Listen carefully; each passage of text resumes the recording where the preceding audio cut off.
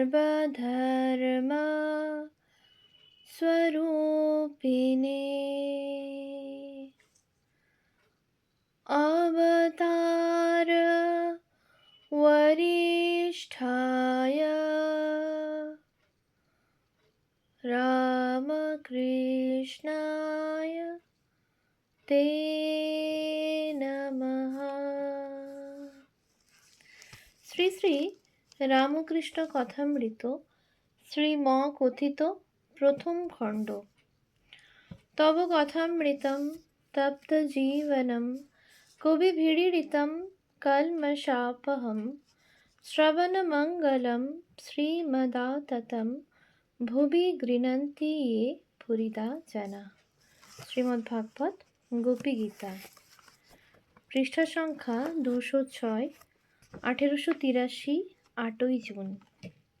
সপ্তম পরিচ্ছেদ। ঠাকুর শ্রী রামকৃষ্ণ দক্ষিণেশ্বর মন্দিরে শ্রীযুক্ত রাখাল, রাম, কেদার, তারক, মাস্টার প্রভৃতি ভক্ত সঙ্গে। দক্ষিণেশ্বর মন্দিরে ঠাকুরের শ্রীচরণ পূজা। ঠাকুর শ্রী রামকৃষ্ণ আজ সন্ধ্যারতির পর দক্ষিণেশ্বর কালী মন্দিরে দেবী প্রতিমার সম্মুখে দাঁড়াইয়া দর্শন করিতেছেন ও চামর লইয়া কিয়ৎক্ষণ ব্যজন করিতেছেন। গ্রীষ্মকাল। আজ শুক্রবার, জ্যৈষ্ঠ শুক্ল তৃতীয়া তিথি, 8ই জুন 1883। আজ কলিকাতা হইতে সন্ধ্যার পর রাম, কেদার চাটুজ্জে, তারক ঠাকুরের জন্য ফুল মিষ্টান্ন লইয়া একখানি গাড়ি করিয়া আসিয়াছেন। শ্রীযুক্ত কেদারের বয়ঃক্রম প্রায় 50 হইবে। পরম ভক্ত। ঈশ্বরের কথা হইলেই চক্ষু জলে ভাসিয়া যায়। প্রথমে ব্রাহ্ম সমাজে যাতায়াত করিতেন, তৎপরে কর্তাভজা, নবরসিক প্রভৃতি নানা সম্প্রদায়ের সহিত মিলিয়া অবশেষে ঠাকুর শ্রী রামকৃষ্ণের পদাশ্রয় লইয়াছেন। রাজ সরকারের অ্যাকাউন্ট্যান্টের কর্ম করেন। তাহার বাটি কাঁচড়াপাড়ার নিকট হালিশহর গ্রামে। শ্রীযুক্ত তারকের বয়ঃক্রম 24 বৎসর হইবে। বিবাহ করিয়াছিলেন। কিছুদিন পরে পত্নী বিয়োগ হইল। তাহার বাটি বারাসাত গ্রামে। তাহার পিতা একজন উচ্চদরের সাধক। ঠাকুর শ্রী রামকৃষ্ণকে অনেকবার দর্শন করিয়াছিলেন। তারকের মাতৃবিয়োগের পর তাহার পিতা দ্বিতীয়বার দ্বার পরিগ্রহ করিয়াছেন। তারক রামের বাটিতে সর্বদা যাতায়াত করেন। তাহার ও নিত্য গোপালের সঙ্গে তিনি প্রায় ঠাকুরকে দর্শন করিতে আইসেন। এখনও একটি অফিসে কর্ম করিতেছেন, কিন্তু সর্বদাই উদাস ভাব। ঠাকুর শ্রী রামকৃষ্ণ কালীঘর হইতে বহির্গত হইয়া চাতালে ভূমিষ্ঠ হইয়া মাকে প্রণাম করিলেন।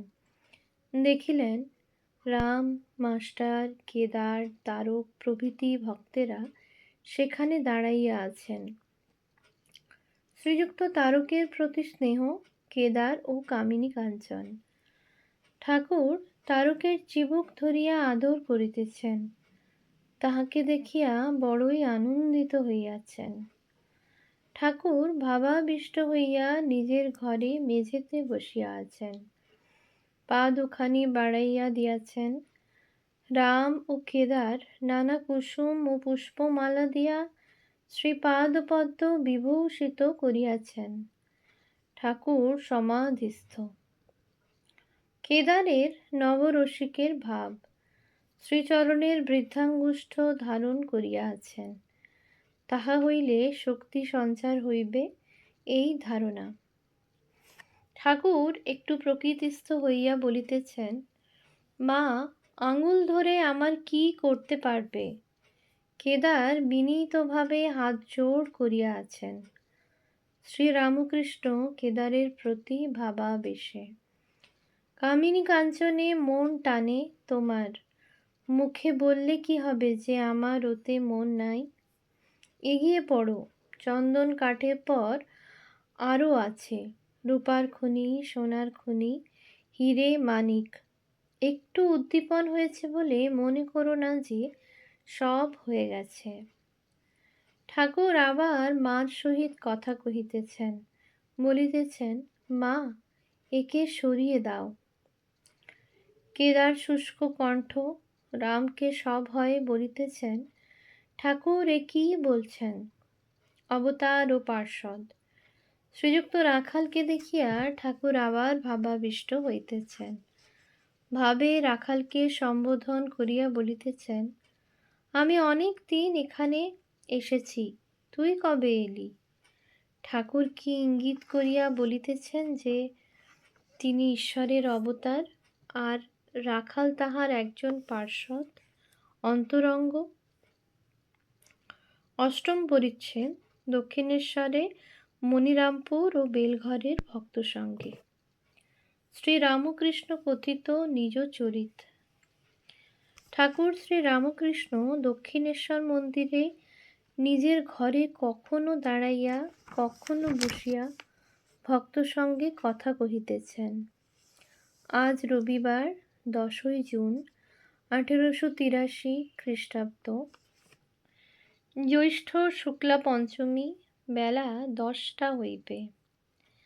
রাখাল, মাস্টার, লাটু, কিশোরী, রামলাল, হাজরা প্রভৃতি অনেকেই আছেন। ঠাকুর নিজের চরিত্র পূর্ব কাহিনী বর্ণনা করিতেছেন। শ্রীরামকৃষ্ণ ভক্তদের প্রতি।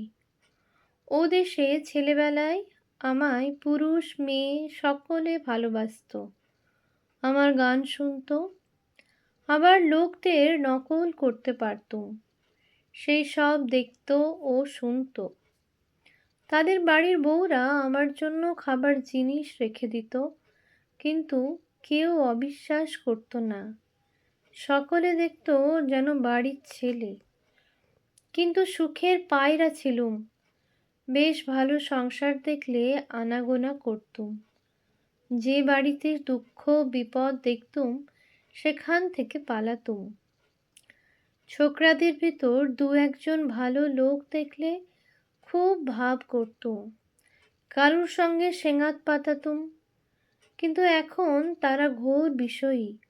এখন তারা কেউ কেউ এখানে আসে, এসে বলে, ও মা, পাঠশালেও যেমন দেখেছি এখানেও ঠিক তাই দেখছি।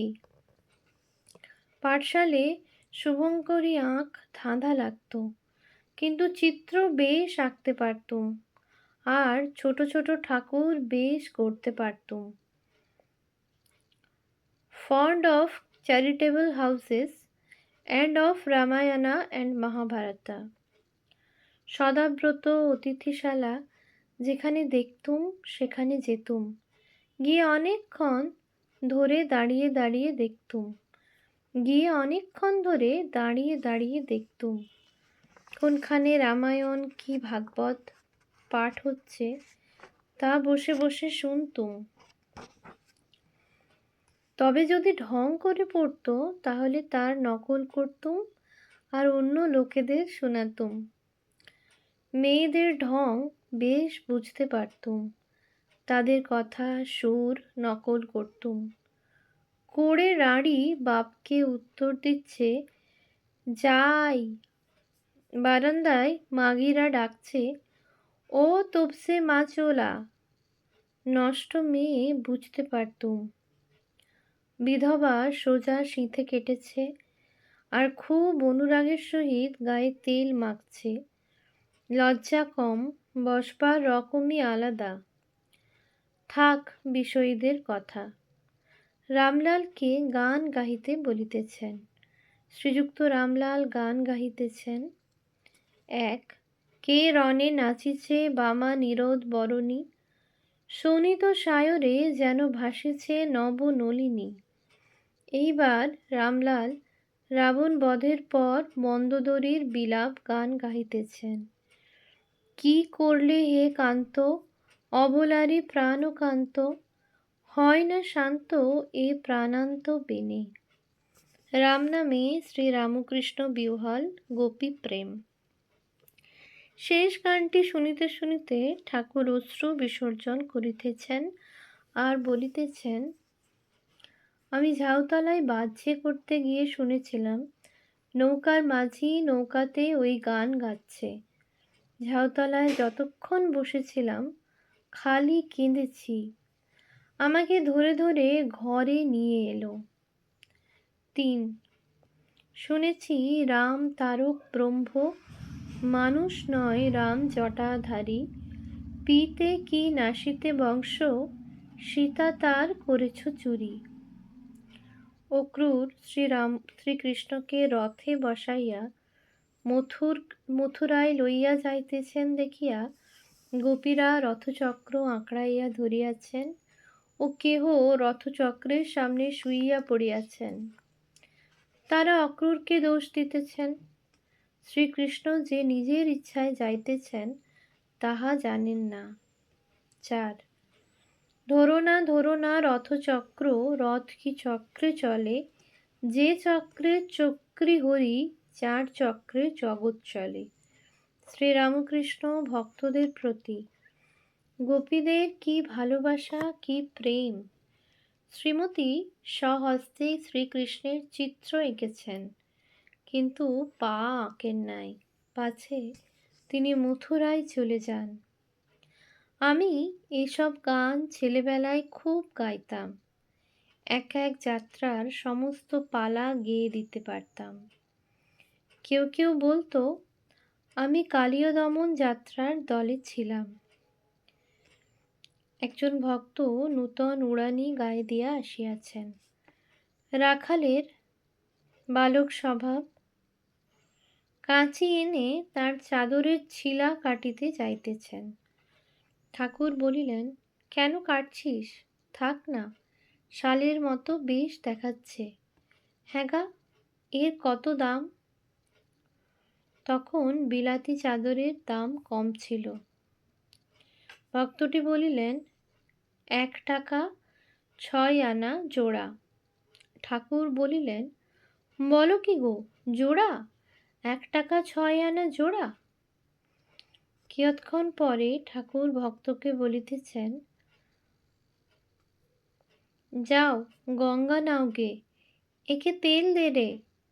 স্নানান্তে তিনি ফিরিয়া আসিলে ঠাকুর তাক হইতে একটি আম্র লইয়া তাহাকে দিলেন। বলিতেছেন, এই আমটি একে দিই, 3টা পাশ করা। আচ্ছা, তোমার ভাই এখন কেমন? ভক্ত, হ্যাঁ, তার ঔষধ ঠিক পড়েছে, এখন খাটলে হয়। শ্রীরামকৃষ্ণ, তার একটি কর্মের জোগাড় করে দিতে পারো? বেশ তো, তুমি মুরব্বি হবে। ভক্ত, ভালো হলে সব সুবিধা হয়ে যাবে। ওম শান্তি শান্তি শান্তি। হরি ওম তৎসৎ। শ্রীরামকৃষ্ণার্পণমস্তু।